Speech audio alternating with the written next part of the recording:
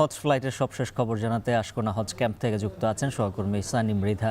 সানি, জানাবেন হজ ফ্লাইট উদ্বোধনের সবশেষ প্রস্তুতি কেমন দেখছেন?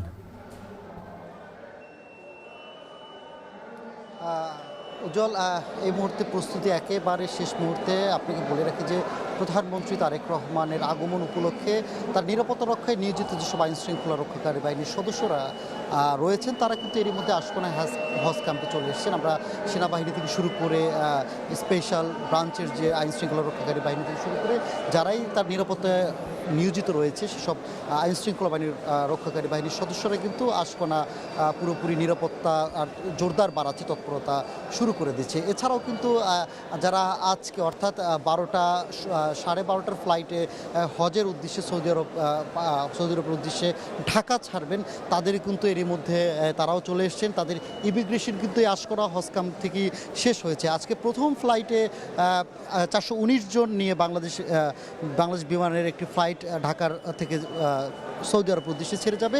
এছাড়া কিন্তু শনিবার অর্থাৎ 12:30টার ফ্লাইটটি সহ মোট 14টি ফ্লাইট হজ যাত্রীদের নিয়ে সৌদি আরবের উদ্দেশ্যে ছেড়ে যাবেন। এবারে কিন্তু টোটাল 78,500 জন হজ যাত্রী হজ করতে যাবেন সৌদি আরবের। এছাড়া কিন্তু আমি যদি বলি যে এই যে যারা যাবেন এর 50% কিন্তু হজ যাত্রীরা বাংলাদেশ বিমানের ফ্লাইটে যাবেন, বাকি 50% কিন্তু সৌদি বিমানের বিভিন্ন এয়ারলাইন্সে তারা যাবেন বলে আমরা জানতে পেরেছি। তবে আশকোনা আসার পর আমরা যে বিষয়টি এখানে লক্ষ্য করলাম যে এখানে কিন্তু বিভিন্ন সেবামূলক যেসব প্রতিষ্ঠান রয়েছে, ফায়ার সার্ভিস থেকে শুরু করে চিকিৎসা সেবা থেকে শুরু করে একাধিক সেবার কিন্তু এখানের বিভিন্ন বুথ রয়েছে। অর্থাৎ হাজিদের যে কোনো ধরনের তথ্য থেকে শুরু করে যে কোনো ধরনের অসুবিধা তারা কিন্তু এই যারা সেবায় নিয়োজিত রয়েছে তাদের সাথে পরামর্শ করতে পারবেন।